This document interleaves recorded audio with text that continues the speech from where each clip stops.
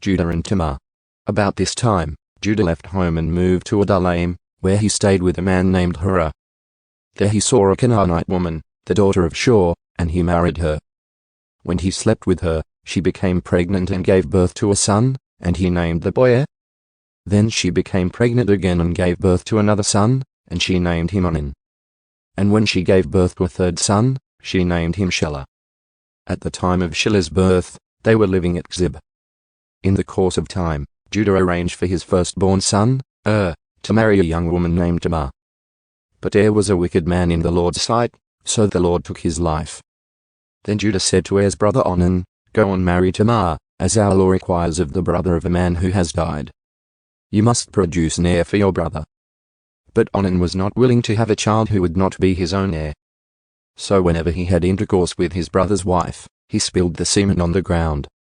This prevented her from having a child who would belong to his brother. But the Lord considered it evil for Onan to deny a child to his dead brother. So the Lord took Onan's life, too. Then Judah said to Tamar, his daughter-in-law, "Go back to your parents' home and remain a widow until my son Shelah is old enough to marry you." But Judah didn't really intend to do this because he was afraid Shelah would also die, like his two brothers. So Tamar went back to live in her father's home. Some years later Judah's wife died.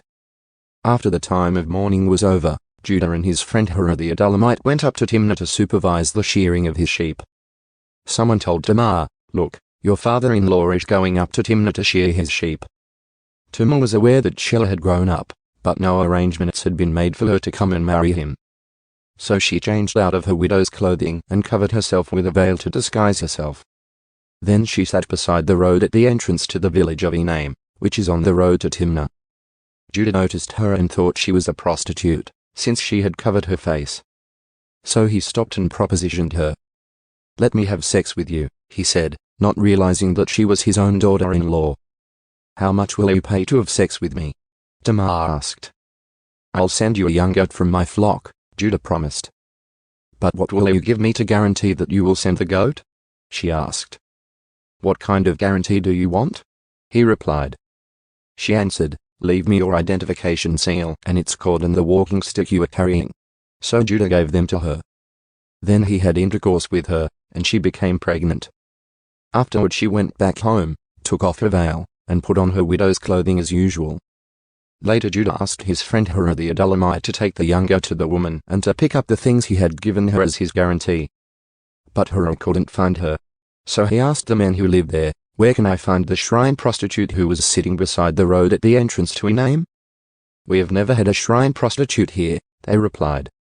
So Hurrah returned to Judah and told him, "I couldn't find her anywhere, and the men of the village claim they've never had a shrine prostitute there." "Then let her keep the things I gave her," Judah said. "I sent the young goat as we agreed, but you couldn't find her. We'd be the laughingstock of the village if we went back again to look for her." About 3 months later, Judah was told, "Tamar, your daughter-in-law, has acted like a prostitute. And now, because of this, she is pregnant. Bring her out, and let her be burned," Judah demanded. But as they were taking her out to kill her, she sent this message to her father-in-law, "The man who owns these things made me pregnant. Look closely.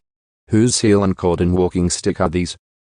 Judah recognized them immediately and said, "She is more righteous than I am, because I didn't arrange for her to marry my son Shelah." And Judah never slept with Tamar again. When the time came for Tamar to give birth, it was discovered that she was carrying twins. While she was in labor, one of the babies reached out his hand. The midwife grabbed it and tied a scarlet string around the child's wrist, announcing, "This one came out first." But then he pulled back his hand, and out came his brother. "What?" the midwife exclaimed. "How did you break out first?" So he was named Perez. Then the baby with the scarlet string on his wrist was born, and he was named Zerah.